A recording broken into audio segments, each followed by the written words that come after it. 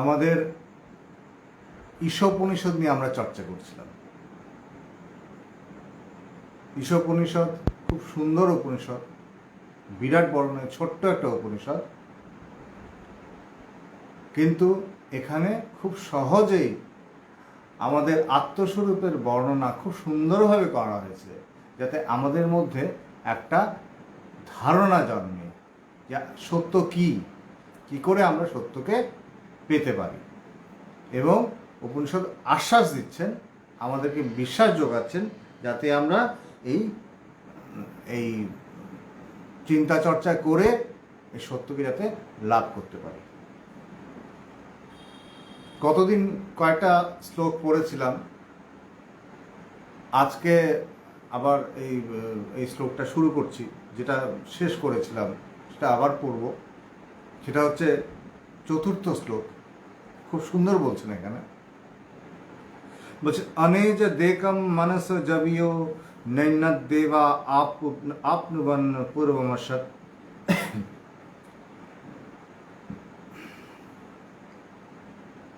দদ্ধাবত অন্নতেতি তিষ্ঠৎ তস্মিন্নপো মাতরিষ্বা দধাতি। মানে হচ্ছে অনেজাত, সেদিন আমি বলছিলাম অনেজাত মানে, এজাত মানে যিনি চঞ্চল, ছটফট করছেন। অনেজাত মানে যিনি স্থির, অচঞ্চল, স্থির এবং অচঞ্চল। তো বলছে আত্মা, হচ্ছে আত্মাই স্থির এবং অচঞ্চল। কিন্তু স্থির, নিশ্চল, অচঞ্চল হয়েও ইনি বলছেন সেই আত্মা নিশ্চল, কম্পনরহিত হওয়ার পরেও মন থেকে, বলছে সেই আত্মা নিশ্চল, এক এবং মন থেকে অধিকতর বেগবান, মনের আগে গিয়ে পৌঁছে যায়। ইন্দ্রিয় সকল তাকে প্রাপ্ত হয় না, কারণ এই আত্মা মনের গমনের পূর্বেই চলে যান। ইন্দ্রিয়রা তাকে পেতে পারে না। কেন? মনের আগেই, মন ইন্দ্রিয়কে ব্যবহার করছে, আর মনের আগে গিয়ে আত্মাকে পৌঁছে যাচ্ছে। তাই বলছে এখানে এই আত্মা মনের গমনের পূর্বেই চলে যান। ইনি স্থির থাকিয়াও দ্রুত গমনকারী অপর সকলকে অতিক্রম করিয়া চলিয়া যান। ইনি স্থির, ইনি কিন্তু স্থির আছেন, ইনি চঞ্চল, স্থির। স্থির থেকেও ইনি অন্য সবাইকে অতিক্রম করে চলে যাচ্ছেন। সেই আত্মা থাকাতেই সূত্রাত্মা সর্বপ্রকার কর্ম বিভাগ করিয়া দেন। এখানে আমরা একটা আলোচনা করতে গিয়ে গতদিন শেষ করেছিলাম, যে আলোচনাটা এরকম ছিল যে আমরা সূত্রাত্মার কথা বলছিলাম।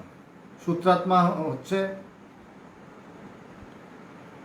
যেখানে হিরণ্যগর্ভের কথা বলেছিলাম, যেটা আর পরে আলোচনা করা হলো না।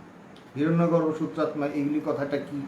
কথাটা হচ্ছে আমরা কেবল নিজেদেরকে নিয়ে ব্যস্ত, কিন্তু আমরা আমাদের এই মনটুকুকে জানি, কিছুটা জানি, যে এই ভাবনা ভাবছি, কিন্তু পরের মুহূর্তে আমরা কি ভাববো সেটা আমরা জানি না। কিছু অংশে আমাদের এই মনটাকে নিয়ে আমরা পরিচিত, যে মনটাকে নিয়ে আমরা চলাফেরা করছি, এটা আমাদের ব্যক্তিগত ব্যষ্টি মন বলছে। তো বলছে আমি এই জেগে আছি, আমি ঘুমিয়ে পড়লাম, আমি স্বপ্ন দেখছি, এবং তারপর আমি সুষুপ্তি অবস্থায় চলে যাচ্ছি। এইভাবে জীব 3টে অবস্থার মধ্যে রোজ যাতায়াত করে, জাগ্রত, স্বপ্ন, সুষুপ্তি যাতায়াত করছে। তার যে মনের মধ্যে, এখানে যে জাগ্রত অবস্থায় যে মন, ব্যষ্টি মন, সেটাকে একটা নাম দিচ্ছে, স্বপ্ন অবস্থায় একটা নাম দিচ্ছে, সুষুপ্তি অবস্থায় নাম দিচ্ছে মানে মনটা একটা ভূমিকা নেয়। আবার এই আমার মন, এবং আরেকটা হচ্ছে যে সবার মন নিয়ে একটা সমষ্টি মন। যারা অঙ্ক নিয়ে ঘাটাঘাটি করেছেন, স্কুলে পড়াশোনা করেছেন, দেখবেন একটা আমরা পড়েছিলাম যেটা বলছিল একটা সাবসেট, একটা সুপার সেট, একটা ইউনিভার্সাল সেট।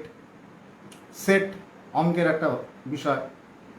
যেমন আমরা একটা অংশ, এখানে আমি আসামের থেকে আমরা এই চিন্তা চর্চা করছি, কিন্তু আসাম ভারতবর্ষের একটা অংশ, আসাম প্রথমে এই মানে উত্তর পূর্ব রাজ্যের একটা উত্তর পূর্ব রাজ্য সমষ্টির একটা অংশ, তারপরে এটা ভারতবর্ষের অংশ, ভারতবর্ষ এশিয়ার অংশ, এশিয়া পুরো বিশ্বের একটা অংশ।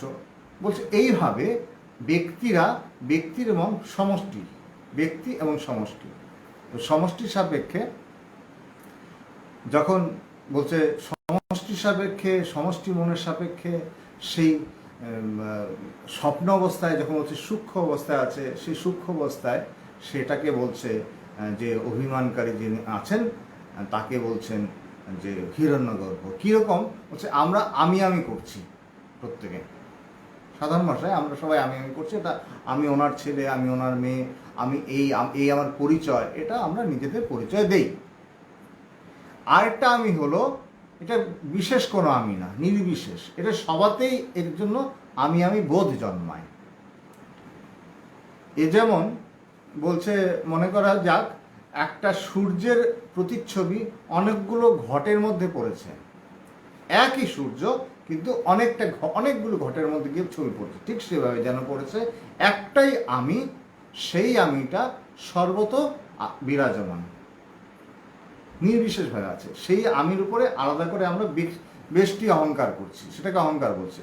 কিন্তু যেখানে বেষ্টির অহংকার নেই, নির্বিশেষে, সেটাকেই বলছে হিরণ্যগর্ভ। সেই আমিকে হচ্ছে মহান আত্মা, এইভাবে করে বিভিন্ন নাম দিয়েছে। সে সর্বত ব্যাপ্ত, কিন্তু সর্বত ব্যাপ্ত হলে পরেও আত্মা তার থেকেও সূক্ষ্ম, যার কথা বলা হচ্ছে এই যে তস্মিন্নপ্য মাতরিষ্বা দধাতি।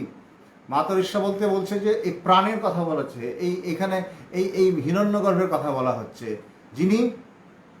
যিনি মানে বলছে তিনি তার আত্মার জন্য এই সব কিছু তিনি কাজকর্ম করে চলেছেন। আজকে প্রাণ বলছে যে এই সূত্রাত্মা সর্বরকম কর্মবিভাগ করে দেয়, এই উপনিষদের শ্লোকটা এই জন্য বললো। সূত্রাত্মা কেন বলছে, আত্মার অস্তিত্বেই সবার অস্তিত্ব, অন্য কিছুর অস্তিত্ব না। আজকে মানে সূত্রাত্মার অধিকারের কোনো কাজ হচ্ছে না। একজন রাজা আছেন, হ্যাঁ, রাজা সে অনেক কিছু বলল, কিন্তু রাজা বললে হবে না, রাজার পিছনে ইনি রাজা বলে কেউকে বসিয়ে দিয়েছেন, যিনি বসিয়ে দিয়েছেন সেই পেছনে যিনি কাজ করছেন তাকে দেখা যাচ্ছে না, কিন্তু তার শক্তিতেই এটা শক্তিমান। তাই বলছে এই সূত্রাত্মার পেছনেও রয়েছে সেই আসল সত্য, যে হচ্ছে আত্মার কথা বলছে। এখানে খুব সুন্দর একটু পড়বো আমরা কি বলছে এখানে, যেটা শঙ্করাচার্যের, আদি শঙ্করাচার্যের ভাষ্যের যেটা মূল কথাটা সেটা এখানে বলছে। আত্মতত্ত্বে অজ্ঞ থাকার ফলে জীবগণকে অবিরাম এই জন্ম মরণ রূপ অশেষ দুঃখজনক সংসার চক্রে বারবার আসতে যেতে হয়, বারবার আসে এবং যায়। আর এই আত্মস্বরূপ অবগত হইলেই একমাত্র কিন্তু এই গমনাগমন থেকে নিস্তার লাভ করে, এই মোক্ষ, মুক্তির কথা বলা হচ্ছে। আত্মাকে না জানলে পরে কিছুতেই এই মুক্তি আর হবে না।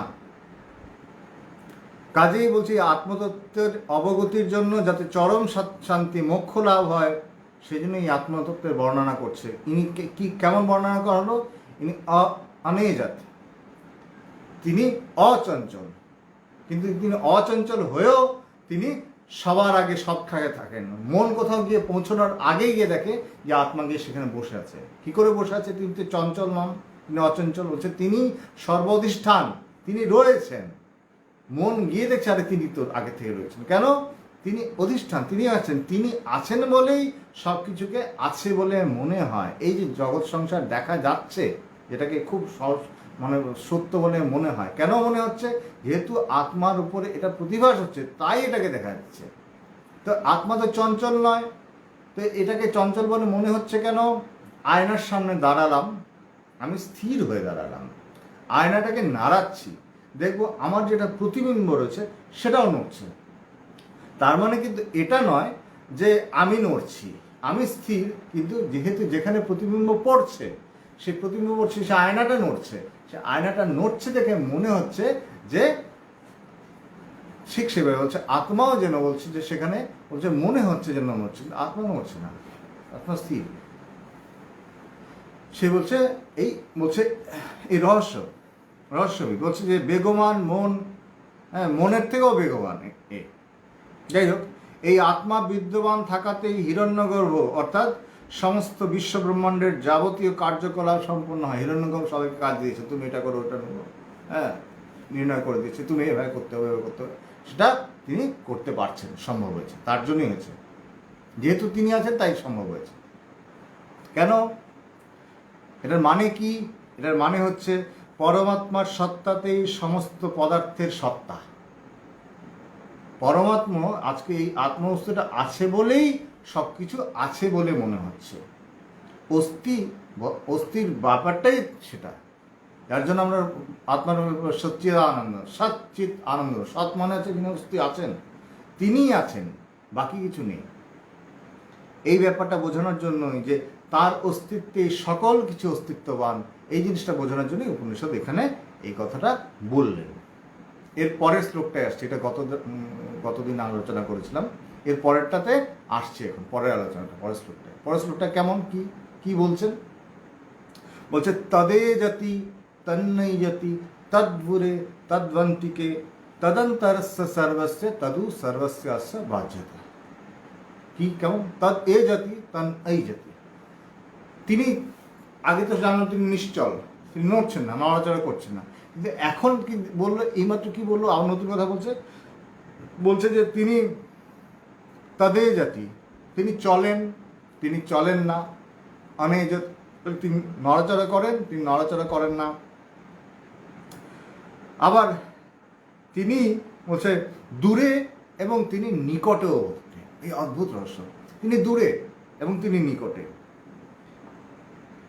এবং তিনি সমস্ত প্রাণীদের অন্তরস্থলে, ইনডুয়েলিং, অন্তর্যামী রূপে তিনি বিরাজ করছেন। এই অদ্ভুত রহস্য। কেন তিনি চলেন না, তিনি দূরে কেন? বলছে যারা জানে না, যারা বলছে সহজভাবে অজ্ঞানী, বলছে যারা জানে না, যারা আত্মবস্তুটাকে জানেন, তাদের কাছে তিনি আত্মবস্তু অনেক দূর। ওরে বাবা, এর কী ব্যাপার, এটা পাবো নাকি, ওরে বাবা অনেক দূর। কিন্তু যারা জ্ঞানী তার কাছে তো আমার খুবই নিকটে, কারণ কিছু দেখতে গেলেও চোখ খুলতে হচ্ছে, কিছু করতে হচ্ছে, কারো সাহায্য নিতে হচ্ছে।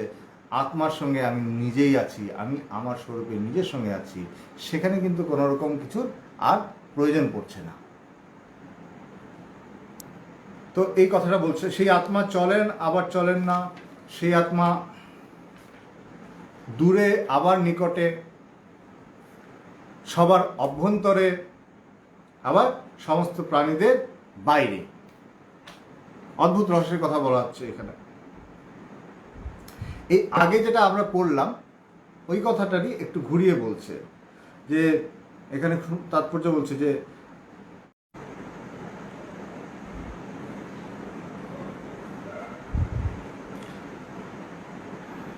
আশা করি এবার শোনা যাবে। এই লাইভে একটা সমস্যা হচ্ছে আজকে,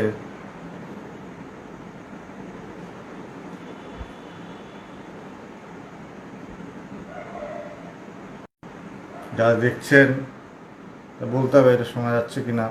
এবার কি শোনা যাচ্ছে? বাহ, পরিষ্কার, ধন্যবাদ। যে কথাটা বলছিলাম সে কথাটা আস্তে আস্তে ফিরে আসি, যে উপনিষদ খুব সুন্দরভাবে বলছেন। তো কারণ আমি অনেক পরিশ্রম করে এই কথাগুলি সবাইকে বোঝানোর চেষ্টা করছি যে উপনিষদ কিন্তু কোনো দূরের ব্যাপার না। উপনিষদ হচ্ছে আমাদের অন্তরাত্মার, আমাদের খুব আপন জিনিস, নিজেদের ব্যাপার।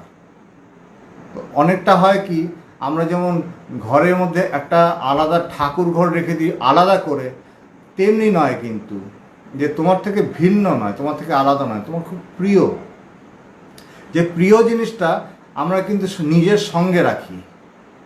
আর এই আত্মবস্তুটা কেমন প্রিয়, বলছে ইনি প্রিয়র থেকেও প্রিয়তম, তাই তিনি একদম আমাদের অন্তরের অন্তঃস্থলে আমার সঙ্গে অভিন্ন রূপে একাকার হয়ে তিনি আছেন। এই সত্য, এই জন্য বলছে এই সত্যটাকে সেইভাবে জানতে হবে, সেইভাবে জানার কথা বলেছে, যাতে সেইভাবে যাতে জ্ঞানটা পুষ্ট হয়, যাতে জ্ঞানটা যাতে দুর্বল না হয়, সেই পুষ্টির জন্য বারবার করে বলেছে যে না তুমি বোঝো। তোমাকে শুনতে হবে, তুমি ভালো করে বুঝবার চেষ্টা করো জিনিসটা কি। তো এই জন্যই রিপিট করেছে একই সত্য, এর আগের শ্লোকে, চতুর্থ শ্লোকে যেটা বলেছে সেই একই কথা আবার বলছে, তদ এ জাতি তন্নৈ জাতি তদ্দূরে তদ্বন্তিকে। হচ্ছে একই অর্থ বারবার বলছেন কেন? বলছেন যে আত্মস্বরূপ চলেন আবার চলেন না, তিনি অচল থেকেই যেন চলছেন। এই কথাটাই বলছিলাম কেন, একটা উপাধি বিষয় যখন হয়, তখন সোপাধিক যখন হন তখন চঞ্চল মনে হয়।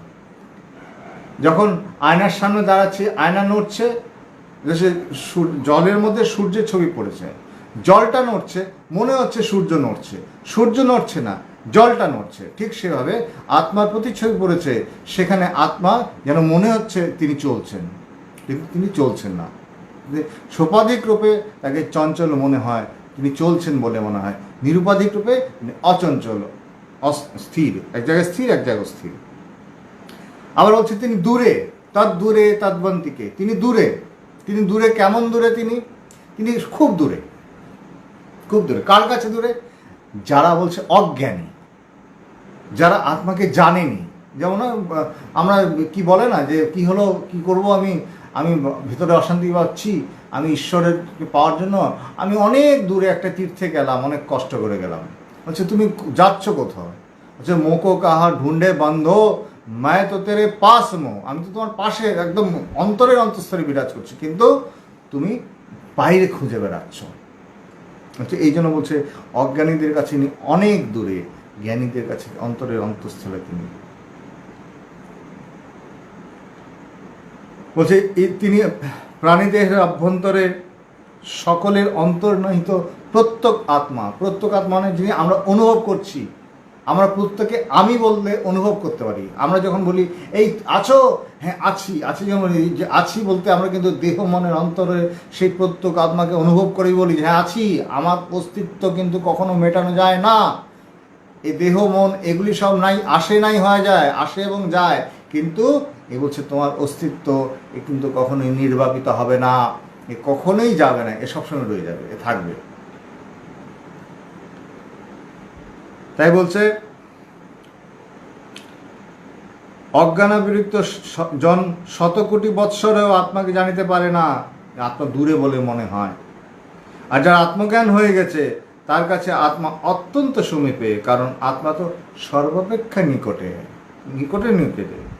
শরীরের ভেতরে বাইরে তিনি আছেন, পরমাত্মা আত্মাই একমাত্র আছেন, অন্য কিছু তিনি ভেতরে এবং বাইরে আছেন, তিনি ভিন্ন আর কিছু নাই। সেই চৈতন্য পদার্থ নিরন্তর, অর্থাৎ অন্য কিছু দ্বারা কিন্তু তিনি ব্যবহৃত করতে পারেন না, অন্য কিছু তাকে আটকাতে পারে না। তিনি তার দ্বারাই সব কিছু প্রকাশিত, তার আলোতেই সব কিছু আলোকিত, তার শক্তিতেই সবাই শক্তি পান, তার অস্তিত্বেই সকলে অস্তিত্ববান। এই বেদান্তের, এই উপনিষদের বাণী, এই বাণীটাই কিন্তু বারবার আমরা চর্চা করে চলেছি। এটা দূরের বিষয় নয়, এটা আমাদের নিজেদের বিষয়।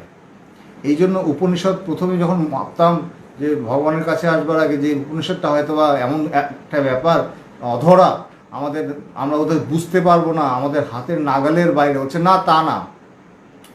যখন দেখলাম হচ্ছে এটাই তো আমাদের আসল জিনিস, প্রজ্ঞান ঘন সত্য। ওটা কেন, তুমি যে জ্ঞানকে দিয়ে তুমি সব কিছুকে জানছো, এই জ্ঞান স্বরূপ তো তুমি, এবং তোমার নিজের স্বরূপের কথা তোমাকে শোনা হচ্ছে, তুমি কে, তোমার পরিচয় দেওয়া হচ্ছে। এই যে বলছে না উপনিষদে, এই জন্যই সুন্দর কথা বলছেন, তুমি কে, তোমার কি, তোমার পরিচয়, এটা এখানে উপনিষদ দিচ্ছেন। তাই উপনিষদ কিন্তু সব থেকে প্রিয় বস্তু আমাদের। কিন্তু যেহেতু আমাদের সংস্কৃত ভাষায় ব্যুৎপত্তি নেই, আমরা ওইভাবে বুঝতে পারি না, সেই জন্য সহজভাবে যাতে আমরা বুঝতে পারি, এটা আমাদের দূরের ব্যাপার নয়। কারণ আমার যাগযজ্ঞ তো এখন ব্যাপার চলছে না, যাগযজ্ঞ ছাড়াও এই মর্মার্থ যাতে আমরা সহজে বুঝতে পারি, সেই উদ্দেশ্যে নিয়ে একটু করে উপনিষদের কথাগুলি পাঠ করব এবং আলোচনা করব। আজকে কিছুটা টেকনিক্যাল ফল্ট হয়ে যাওয়ার জন্য অনেক সময় আমরা বুঝতে পারলাম, অনেক সময় আমরা বুঝতে পারলাম না। আগামী দিন এই জিনিসগুলি আমরা দূর করব। আগামী বৃহস্পতিবার আবার আমরা এটা নিয়ে বসবো, আবার এই পরের শ্লোকগুলি নিয়ে আলোচনা করব। খুব ছোট্ট উপনিষদ, ঈশ উপনিষদ বিরাট বড় উপনিষদ নয়, 20টা মতো শ্লোক আছে, কিন্তু জানতে হবে যে কি এটা কিন্তু আমাদেরকে শক্তি দেবে, কি শক্তি দেবে? এই অন্ধকারের যুগে যাতে অন্ধকারের সঙ্গে আমরা লড়াই করতে পারি। এই জন্য এই চিন্তা চর্চা আমরা করে যাব। আপনারা যারা শুনলেন, গতবারের মতো আমি একটাই নিবেদন রাখবো, এই চিন্তা চর্চা আপনারা নিজেদের ঘরে করবেন, মানুষকে জানাবেন, নিজে সাহসী হবেন, অন্যকে সাহসের গল্প শোনাবেন, নিজে শক্তিশালী হয়ে উঠুন, অন্যকে বলবেন যে হ্যাঁ তুমিও পারবে, তুমিও শক্তিশালী হও, চেষ্টা করো, অভ্যাস করো। এই বলে আজকে শেষ করছি। যারা যারা যুক্ত হয়েছেন সবাইকে ধন্যবাদ। বৃহস্পতিবার আবার দেখা হবে এই বাংলায়, এই 8টার সময় চর্চা শুরু করব।